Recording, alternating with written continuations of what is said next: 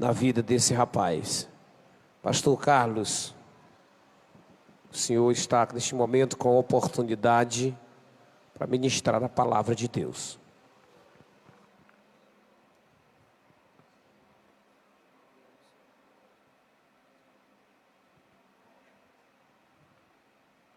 Eu cumprimento os irmãos com a paz do Senhor Jesus, amém? Graças a Deus que o Senhor nos dá vitória. Estamos aqui essa noite tendo a oportunidade, o privilégio de adorar ao Criador do céu e da terra. Quantos estão felizes nesta noite? Dê um glória a Jesus para eu ouvir. Eu vou repetir, quantos realmente estão felizes? Dê um glória a Deus para o Senhor Jesus aqui. Glória a Deus! Amém. Eu louvo a Deus pela vida do pastor Jamilton, que me dá a oportunidade de estar aqui essa noite, a sua digníssima esposa, meu amigo pastor W. Gomes, a cantora, todos os obreiros, a congregação que está aqui presente. Eu louvo a Deus pela vida das crianças, dos mais velhos, dos mais jovens. Eu dou graças a Deus porque o Senhor tem nos mantido de pé, nos dado saúde, nos dado condições de cultuar a Ele esta noite. E só por isso é motivo de eu glorificar o nome do Senhor. Eu quero aproveitar o tempo, o máximo que puder, e convido os irmãos que trouxeram a sua Bíblia a abrirem comigo no livro 2 Reis, capítulo de número 18, e nós vamos ler a partir do verso de número 19.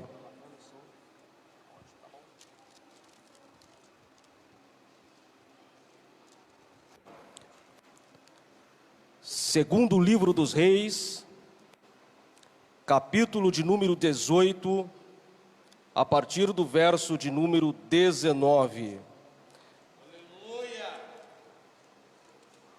Graças a Deus. Quantos creem que o Senhor vai falar essa noite? Graças a Deus. Diz assim o texto bíblico: Rabsaque lhes disse: dizei a Ezequias, assim diz o sumo rei, o rei da Assíria: que confiança é essa em que te encoraja? Bem posso dizer-te que teu conselho e poder para a guerra não passam de vãs palavras. Em quem, pois, agora confias para que te rebeles contra mim? Amém. Os que podem, tomem o assento. Como disse de início, eu glorifico a Deus pela oportunidade que o Senhor nos concede. Nós estamos vivendo e atravessando um período muito difícil, não só no nosso país, como também em todos os países, onde a pandemia tem assolado, dizimado muitas vidas, e em função disso, muitas pessoas acabaram tendo que se isolar, se distanciar, se afastar, e isso tem impedido muitas vezes a prestação de culto. Culto esse que desde os primórdios, desde a igreja primitiva, desde o Atos dos Apóstolos com a igreja do caminho, se mantém uma sequência, se mantém uma prestação de culto organizada, se mantém um culto realizado ao Senhor de forma racional, onde as pessoas se reuniam para congregar, adorar ao Senhor e receber da sua palavra os conselhos para as suas vidas. E diante da situação pandêmica que o mundo está enfrentando, as pessoas, algumas, parece-me que se distanciou também da sua prestação de culto. E eu quero dizer aqui, aproveitando a oportunidade, que nós, em função de pandemia, não vamos cometer este erro de nos afastar da prestação de culto. Mas nesse momento pandêmico, nesse momento de dificuldade, é um momento que nós temos que prestar mais culto ao Senhor. Porque se o nosso Deus é grande, nós podemos crer que nenhuma pandemia é suficiente capaz para nos afastar do amor de Cristo. Porque se eu crer assim, a palavra de Deus está em contradição. Porque como ela diz, o que nos separará do amor de Cristo? Não é nudez, não é espada, não é fome, não é porfia e muito menos pandemia, porque o Senhor Jesus é quem cuida da sua igreja, e aqueles que dormiram é porque o Senhor entendeu que era o momento oportuno para os levar daqui para um lugar melhor. Então nós temos que ter essa consciência e aproveitar esta oportunidade para entender e colocar em evidência a grandeza do nosso Deus. E o texto ao qual li essa noite é um texto que retrata semelhantemente os dias atuais. Se nós pegássemos todo o contexto bíblico, se nós pegássemos toda a história bíblica, nós vamos entender que desde o início existiram perseguições. Desde o início existiram situações de dificuldade que aquele que serve ao Senhor teve que enfrentar. Nos dias atuais não é diferente. As perseguições estão em evidência e cada vez maiores no meio cristão. Desde o início, quando o Senhor escolhe Abrão e diz para Abrão sair da casa de seu pai, da sua parentela, para uma terra que o próprio Deus iria o mostrar, Abrão sofre perseguição. E Abrão sofreu perseguição a princípio dentro de sua própria casa. Eu quero abrir um parênteses aqui, porque muitas pessoas parecem que se esquecem disso. Mas as grandes perseguições das nossas vidas, elas começam dentro da nossa casa. Até que chegou um ponto em que Abrão cresceu tanto, e seu sobrinho Ló cresceu tanto, que os pastores de ambos começaram a brigar.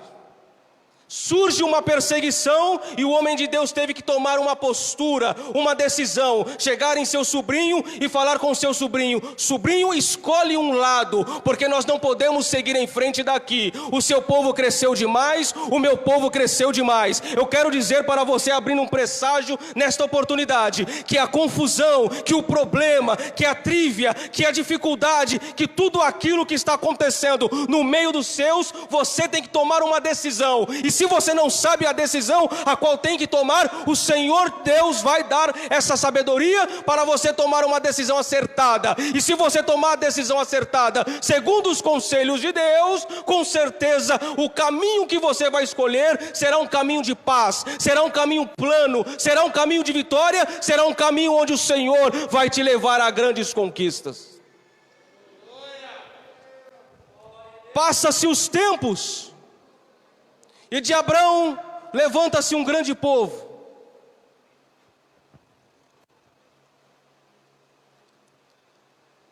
O povo cresceu tanto que não havia mais mantimento, pastor Jamilton, para o povo em Israel.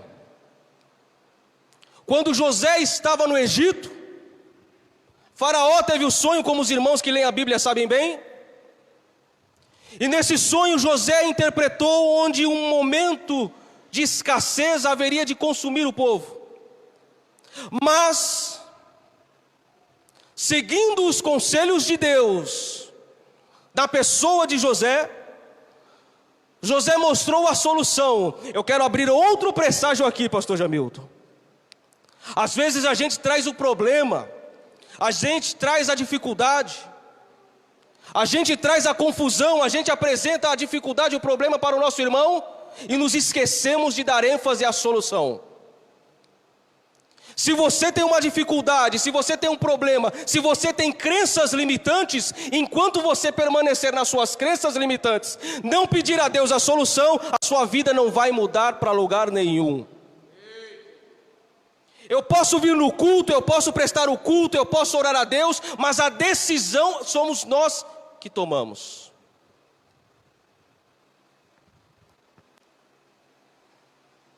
José falou para Faraó: faça aquilo que eu te disser. Você vai economizar uma parte, e a outra parte vai sendo acumulada, para quando chegar o momento de dificuldade, você vai ter mantimento. E quando nós tivermos aqui o nosso estoque cheio, as pessoas vão vir buscar a nós.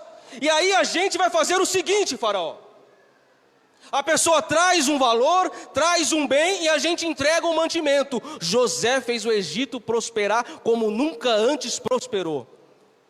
Se Deus está falando com você, se Deus está falando no seu coração, no seu íntimo, na sua mente, uma decisão para ser tomada, tome essa decisão para que a sua vida seja transformada.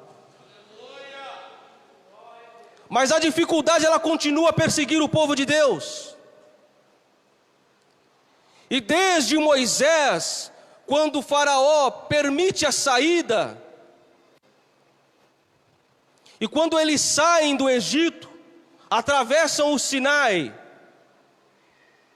Moisés consegue enxergar a terra de longe. E quando ele enxerga a terra, o Senhor fala com ele que ele não entraria. Mas toda uma perseguição tinha acontecido. Mas ele jamais abriu mão daquilo que o Senhor já havia determinado em seu coração. Moisés era tão íntimo de Deus, que diante das dificuldades que o povo atravessou no deserto, um dia Deus chegou a Moisés e falou para ele: Moisés, eu vou acabar com toda essa geração, com todo esse povo, e vou levantar um povo através de você. E Moisés tinha tanta intimidade com Deus, que Moisés aconselhou o próprio Deus, e falou: Senhor, não faça isso, o que pensarão os povos a teu respeito? O Deus de Israel tirou eles do Egito para os matar no deserto? E Deus mudou de ideia e falou: Moisés, realmente, você tem razão, eu vou continuar com o povo. O Senhor continua com a igreja, mesmo diante da dificuldade, mesmo diante da pandemia, mesmo diante dos problemas, mesmo diante da escassez, o Senhor continua com a sua igreja. Israel cresceu quando entrou na terra prometida. E quando entrou na terra prometida, os povos receberam a sua herança. Ao receber a sua herança, cada um começou a administrar a sua tribo como lhe convinha. O povo começou a querer ser igual às outras nações. Ser igual ao mundo não é coisa de hoje, pastor Jamilton. Desde antigamente, o povo de Deus queria sempre ser igual às outras nações. E às vezes o povo de Deus nos dias de hoje quer ser igual àqueles que não são de Deus.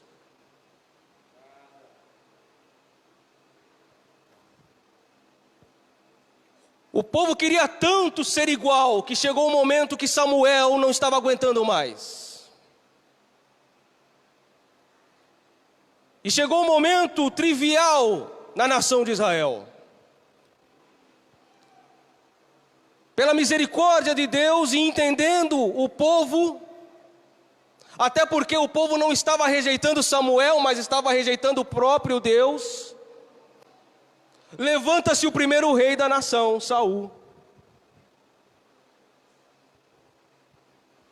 Saul foi um grande rei. Saul não foi um mau rei, como a maioria das pessoas falam. Saul foi um grande rei, porque Israel nem exército tinha. E quem foi o primeiro homem a formar um exército organizado em Israel? Saul. Quando eu não tenho um exército, quando eu não tenho um poderio militar nas minhas fronteiras, qualquer nação invade. É como numa casa, numa família.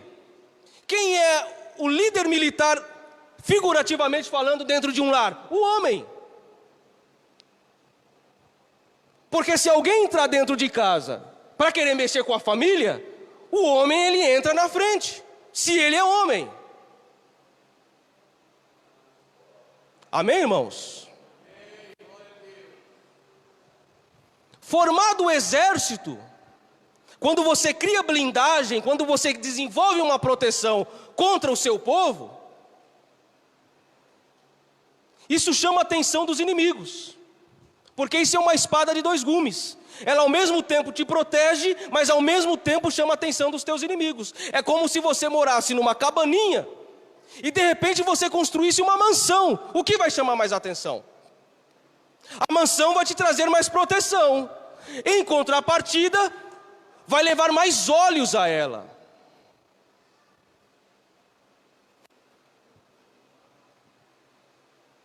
Começou a levantar muitos inimigos, muitas nações.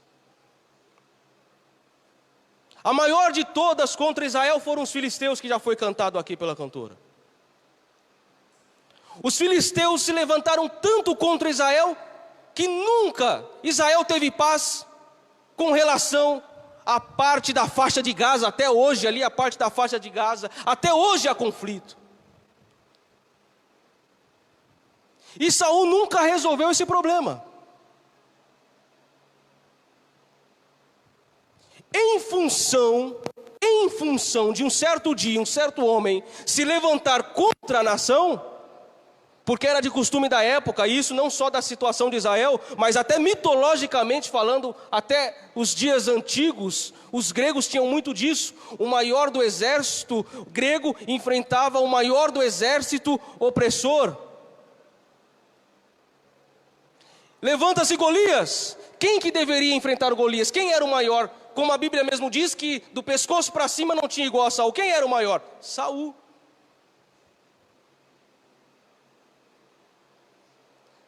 Saul tinha que derrubar o Golias, mas ele não foi. Isso foi suficiente para Deus se manifestar na nação. E aí sim, levantar um segundo o seu coração. Eu quero falar para a igreja nesta oportunidade, nesta noite. O Senhor vai levantar recursos. O Senhor vai levantar condições. O Senhor vai mudar o quadro. O Senhor vai mudar a escassez. O Senhor vai transformar a solidão. O Senhor vai tirar a depressão, a angústia, a tristeza. O Senhor tem algo grande preparado para nós. Então, em oportunidades de crise, o Senhor se manifesta. E Davi se levanta com coragem e intrepidez, enfrenta o Golias, derruba o Golias, arranca a cabeça do Golias com a sua própria espada e levanta a cabeça de Golias.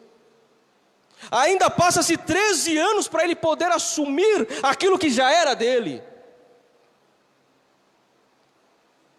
Mas Israel continua sendo perseguida.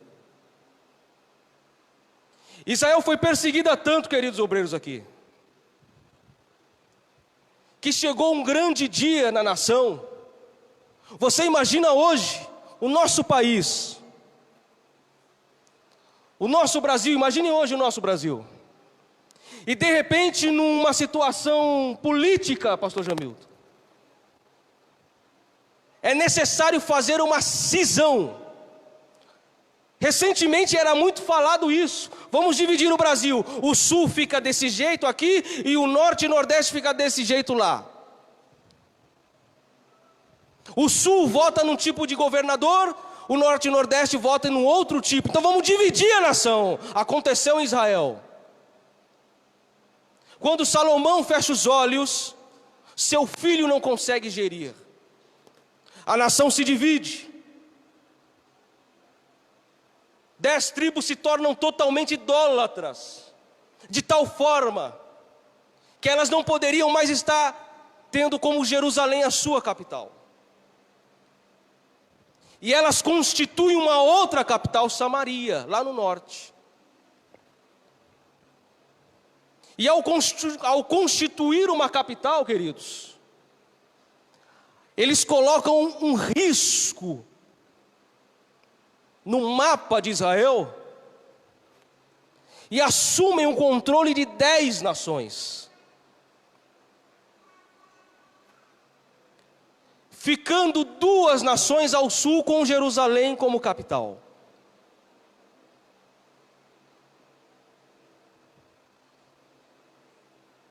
O povo do norte se idolatrou tanto, até que aproximadamente 760 anos antes de Cristo, levanta-se um exército, levanta-se um perseguidor qual nunca houve antes, e sitia Israel. Sob a liderança de Sargão II, o Império Assírio toma conta de Israel. Não satisfeito, pastor Jamilton, antes de morrer, Sargão II tenta conquistar também Judá. Antes de conquistar Judá, ele morre e deixa Senaqueribe, seu filho, como sucessor. E Senaqueribe, tal qual o pai, inteligente, militar, formado, preparado, começa a conquistar cidades pequenas do Reino do Sul. Até que um dia ele olhou para a menina dos olhos de Deus, Jerusalém.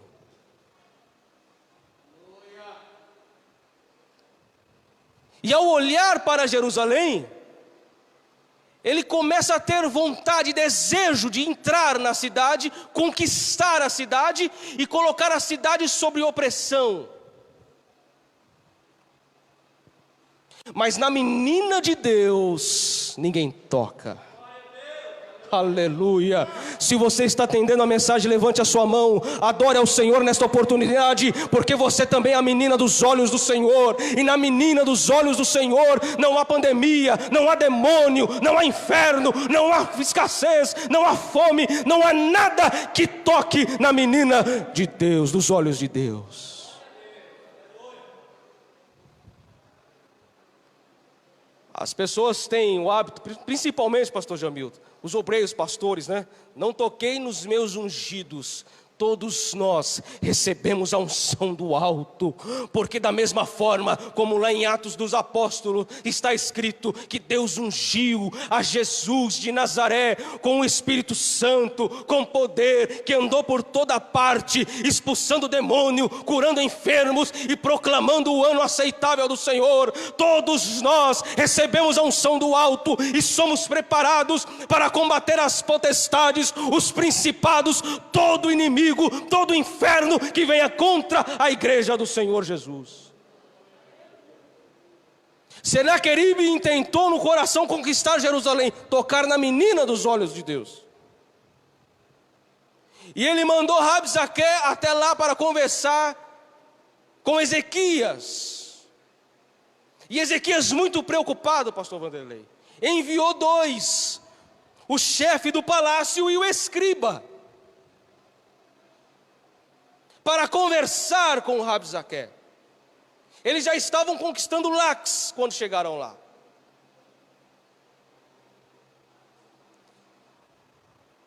E para a glória de Deus, pastor Jamilton, Rabsaque faz aquela seguinte indagação: em quem vocês confiam para ter tanta coragem assim? Ah, quando Deus escuta isso, alguém te afrontando lá na sua casa, no seu trabalho, apontando o dedo para você e dizer para você em quem você pensa que é para ter tanta coragem assim, quem você pensa que é para confiar tanto assim, você tem que responder da seguinte forma: eu sou filho do Deus Altíssimo, Criador do céu e da terra.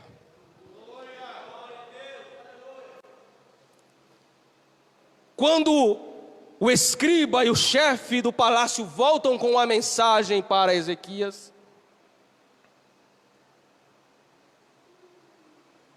Ezequias fica preocupadíssimo, pastor Jamilton. E na sua preocupação ele recorre ao homem de Deus, Isaías.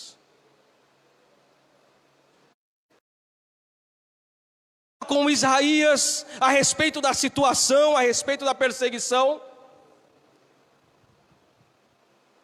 E Isaías se retira para buscar a Deus. E nesse intervalo o rei manda novamente os seus oficiais ter com Rabsaque. E a mensagem é a mesma, querido. Quem vocês pensam que são? Eu quero 10 quilos de ouro, 10 mil quilos de ouro, 10 mil quilos de prata. É o seguinte, ainda assim, a cidade já está sitiada. A sua vida pode estar sitiada a todos os lados, mas o Senhor ainda está olhando por você. A gente tem um costume de ser imediatista, querer as coisas para já, querer as coisas para ontem, mas com Deus não funciona desse jeito. Com Deus funciona na situação seguinte, quando está preparado para receber aquilo que Deus prometeu. Agora, como eu me preparo? Permanecendo fiel ao Senhor. Os oficiais retornam novamente com a mensagem: Ezequias, não tem jeito, o cara vai entrar. Ele vai invadir. E o rei, preocupadíssimo, ele volta até Isaías. Isaías, e o que Deus falou? Aleluia. Não se preocupe, rei. Não te atemorize, rei. Não tenha medo, rei. Ele sabe, rei, é o seguinte, sabe o caminho que eles vieram, rei? Sabe a estrada que eles percorreram até aqui, rei? Essa mesma estrada que eles vieram até aqui, é a mesma estrada que eles vão voltar. A afronta que nós recebemos todos os dias, a indiferença, o afastamento, o isolamento, aqueles que falam mal. Não se preocupe, igreja do Senhor. No tempo certo, aquilo que eles falaram, eles vão ter que engolir.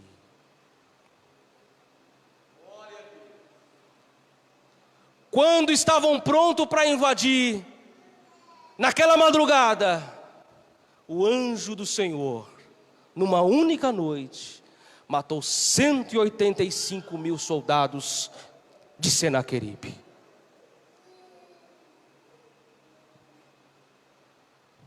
Quando os outros soldados acordaram preocupados, foram tocar no seu colega, no seu parceiro, e perceberam que eles não se moviam, estavam mortos. Eles ficaram sem entender nada do que estava acontecendo ali. Tiveram que se levantar às pressas e ir embora pelo caminho que eles vieram. Quando o Senhor Deus está no negócio, ou quando afronta a menina dos olhos de Deus, aquele que afronta tem que voltar no caminho que veio. A igreja do Senhor que hoje passa uma situação difícil, aqueles que colocaram a igreja na situação em que está, vão pagar um alto preço.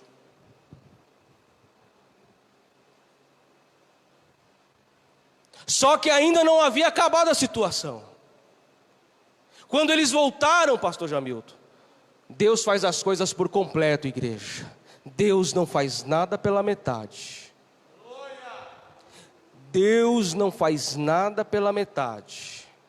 Se Deus te prometeu um carro e se você ainda não tem a garagem, Ele vai te dar a primeira condição, depois comprar o carro. Deus não faz nada errado, Deus faz tudo certo. Quando o Senaqueribe chega na sua casa, em um momento de vacilo, os filhos o matam. Acabou-se ali o império assírio.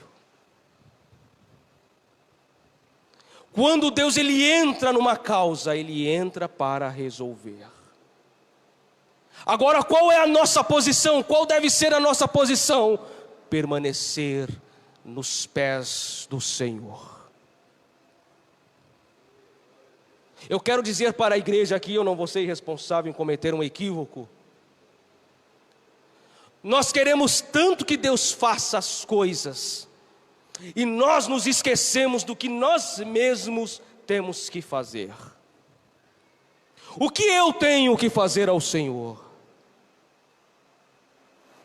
Como eu devo ser ao Senhor?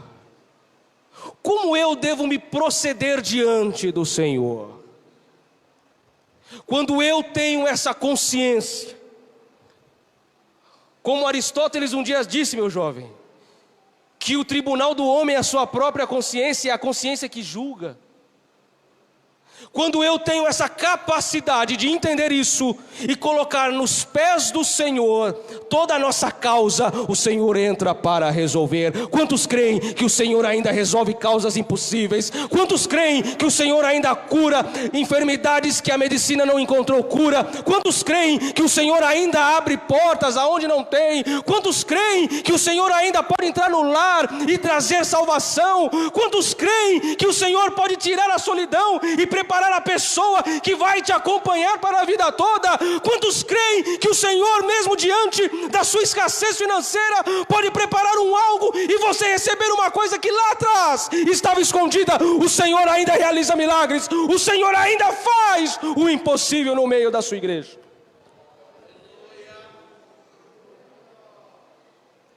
Eu vou encerrar, eu queria ir mais adiante, mas eu vou encerrar. Com a permissão do pastor Jamilton, vamos nos colocar de pé, igreja.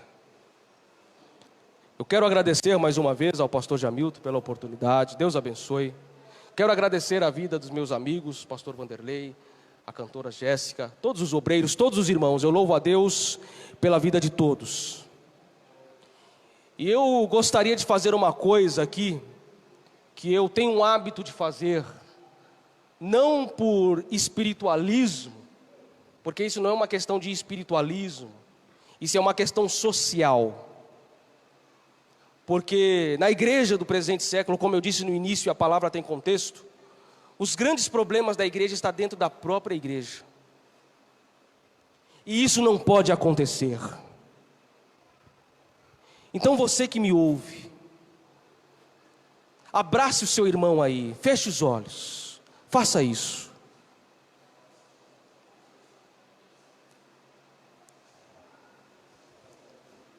Faça isso.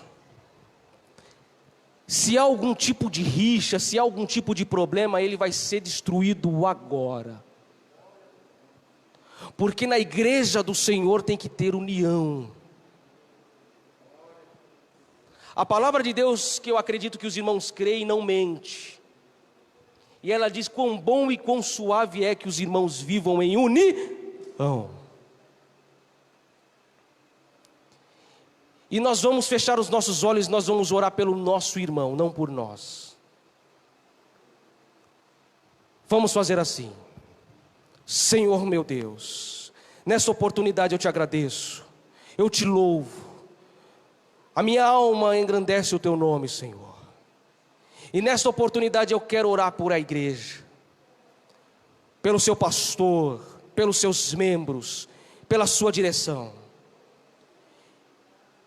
E enquanto houver um Senaqueribe lá fora querendo entrar aqui dentro, querendo entrar e sitiar aqui dentro, em um nome do Senhor Jesus, nós oramos nesta oportunidade. E com a autoridade que há nesse nome, no nome do Senhor Jesus, nós destruímos todas as artimanhas do inimigo. Toda rixa, toda tristeza, toda indiferença, toda confusão, em um nome do Senhor Jesus, eu expulso dessa casa. Senaqueribe tentou entrar aqui dentro, mas o Senhor já faz morada muito mais tempo do que Senaqueribe, e essa casa permanece no Senhor. Que a tua presença seja perene, perpétua neste ambiente. Que possamos sentir cada vez mais a sua presença em nosso interior. Que possamos sentir cada vez mais a sua presença inundando o nosso ser. Que nós possamos sentir cada vez mais a sua proximidade, a sua intimidade, o seu poder e a sua glória sobre nós. Que em nome do Senhor as portas do inferno não venham prevalecer sobre este lugar. Que em nome do Senhor Jesus eu venho abençoar essa igreja para a glória de Deus Pai. Amém.